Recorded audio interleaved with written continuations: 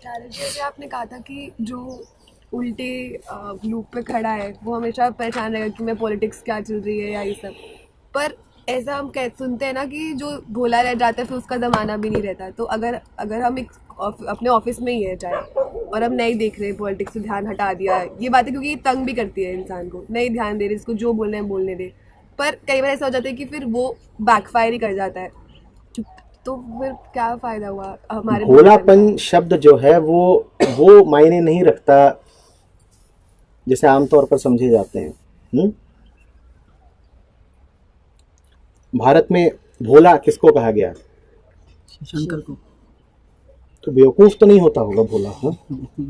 या शिव का अर्थ होता है बेवकूफ? शिव तो बेवकूफी के विपरीत है, विपरीत भी नहीं है, आगे हैं, अतीत है। इनोसेंस का मतलब होता है, भोलेपन का मतलब होता है कि तुम किसी चीज से अछूते हो। जब तुम कहते हो उदाहरण के लिए I am innocent of this crime, तो इसका क्या अर्थ होता है? ये क्राइम मैंने नहीं किया, मेरा इससे कोई लेना देना नहीं है। ये है इनोसेंस का अर्थ। मेरा इससे कोई लेना देना नहीं है, मैं इसके बिना ही भरपूर हूं, पूर्ण हूं। ये होता है इनोसेंस का अर्थ। तुम जो कर रहे हो मेरा उससे कोई लेना ही देना नहीं है, क्योंकि तुम जो कर रहे हो वो छोटी और तुच्छी बात है। मुझे करना क्या है? मेरी हालत ऐसी है कि मैं बैठा हुआ हूं और भरपूर यहां आनी आम रखे हैं, मस्त रसीले पीले हथेली जितने बड़े बड़े क्या आम, और वहां पड़ी चुसी हुई गुठलियां जूठी। मैं उनकी ओर देखूंगा?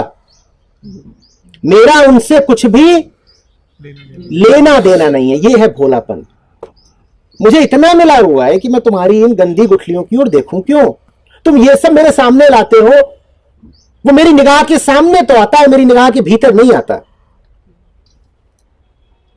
तुम जो कुछ भी मेरी आंख के सामने लाते हो वो सामने ही रह जाता है, आंख के माध्यम से मेरे भीतर प्रवेश नहीं कर पाता। यह है इनोसेंस। बात समझ में आ रही? स्वास्थ्य है इनोसेंस, कि बीमारी है पर कहां है? बाहर है, मेरे भीतर नहीं प्रवेश कर पा रही। I am innocent of disease. मैं निर्मल हूं, मैं गंदा नहीं हो सकता। ये इनोसेंस है, ये भोलापन है। इसका अर्थ ये नहीं है कि मैं जानता नहीं कि गंदगी क्या है, वो बेवकूफी हुई। ऐसा नहीं कि मैं समझता नहीं हूं कि जूठन किसको बोलते हैं और गुठली की नीरसता किसको बोलते हैं और मल और मलिनता किसको बोलते हैं। ऐसा नहीं कि मैं उसको जानता नहीं, मैं उसको जानता हूं, मेरा उससे कोई लेना देना नहीं है। No business there, no truck there. Bhole और भोंदू में अंतर होता है ना। भोंदू कौन? जिसको समझ में ही नहीं आता कि क्या चल रहा है। और भोला कौन? जो समझता है, जो कह रहा है कि जो चल रहा होगा सो चल रहा होगा, हम मौज में हैं।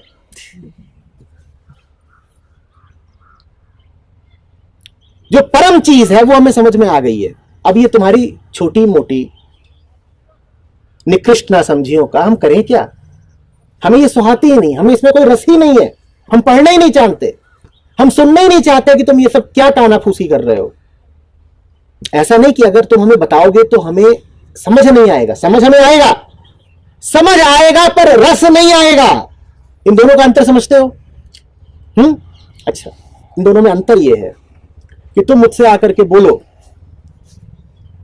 कि आप आज बड़कुर्जा खाएंगे। अब मुझे समझ में ही नहीं आया कि तुम मुझे क्या खिला रहे हो। चूंकि समझ नहीं आया तो मुझे उसमें कोई रस भी नहीं आ सकता। यह भोंदूपन है। भोंदूपन में रस इसलिए नहीं आता क्योंकि समझ ही नहीं आया। और भोलापन क्या है कि तुमने आकर के कहा खीर खाओगे। मैं जानता हूं खीर क्या है, पर मैं न सिर्फ जानता हूं, मैं अच्छी तरह जानता हूं खीर क्या है, और मैं जानता हूं खीर में हिंसा है। और मैं कह रहा हूं ना, हम प्रेम से ऐसे भरे हुए हैं कि खीर की हिंसा बर्दाश्त नहीं कर पाएंगे। तो हमें खीर में कोई रस उठ नहीं रहा। हम जानते हैं खीर क्या है, पर जानने के बाद भी हमें खीर में रस नहीं उठ रहा। और जब तुमने कहा था कि क्या खाओगे, बड़कुड़जा, तब हमें रस क्यों नहीं उठ रहा था? क्योंकि हम जानते ही नहीं है क्या है। वो अज्ञानी का सुख है, उसी को बोलते हैं इग्नोरेंस इज ब्लिस, कि तुम्हें पता ही नहीं चला कि तुमसे कौन सा मौका चूक गया, तुम इसीलिए मौज की नींद सो रहे हो। जैसे कोई सो रहा हो और उसकी ट्रेन छूट जाए, उसे कोई दुख होगा? तुम सो रहे हो, ट्रेन छूट गई, तुम्हें दुख है? ये इग्नोरेंस इज ब्लिस है। इनोसेंस बिल्कुल अलग बात है। इनोसेंस और इग्नोरेंस को एक मत बना लेना। इनोसेंस में तुम्हें पता है कि ये सब क्या चल रहा है, लेकिन तुम्हें उसमें कोई रस नहीं आता, तुम उसमें लिप्त नहीं होना चाहते। तुम कहते हो लेना एक ना देना दो, मैं अलग, मैं असंग, मेरा इस पूरे जगत व्यापार से ताल्लुक क्या?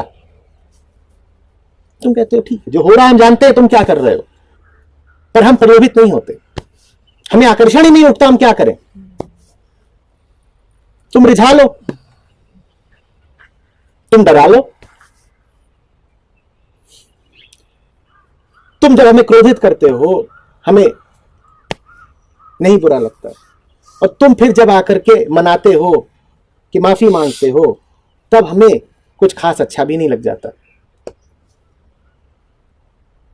हम स्वस्थ हैं, विशुद्ध, परिपूर्ण हैं अपने आप में।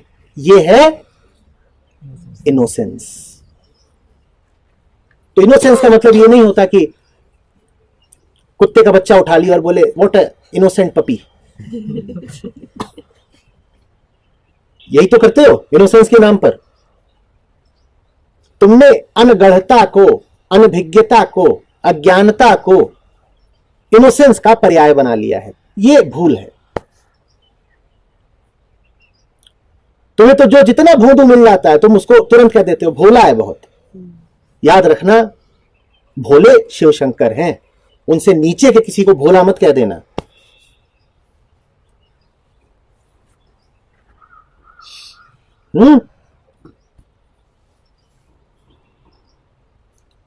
बहुत मजा है इसमें। मुझे पता है कि ये क्या चल रहा है, लेकिन फिर भी कोई रस नहीं आता। रस इसलिए नहीं आता क्योंकि भीतर रस की गंगा बह रही है पहले ही। तुम ये दो चार बूंद दिखा के हमें क्या ललचाओगे?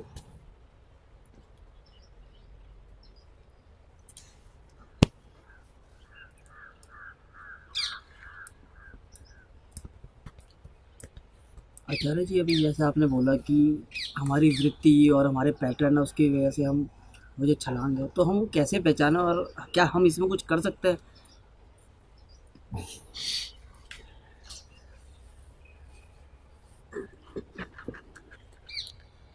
दोनों ही तो कर रहे हैं आप।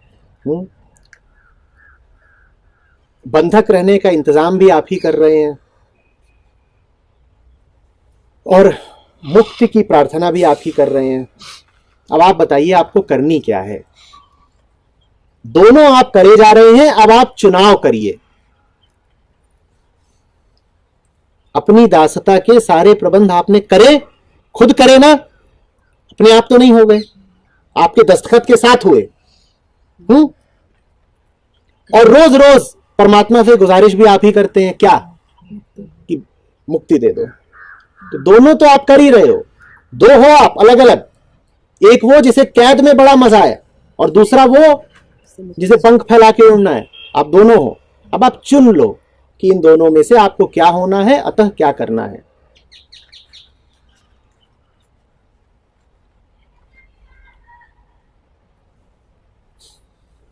हम इंसान नहीं हैं, हम गृहयुद्ध हैं। हमारा दायां पांव हमारे बाएं पांव को लंगड़ी लगा रहा है, और हमारा दायां हाथ हमारे बाएं हाथ को चिकोटी काट रहा है। तुम सोचो ना कि तुम चलो और खुद को ही लंगड़ी मारो बार बार। ऐसे हैं हम, अपने ही खिलाफ खड़े हैं।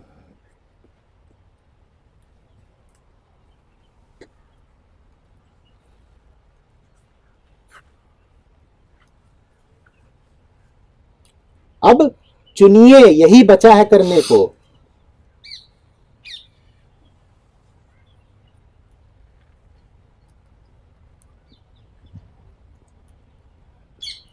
पर वो चुनना भी आचार्य जी हमारी अपनी वृत्तियों की वजह से तो नहीं हो पाता। कुछ भी हो सकता है, चुनने में बड़ी गड़बड़ हो सकती है।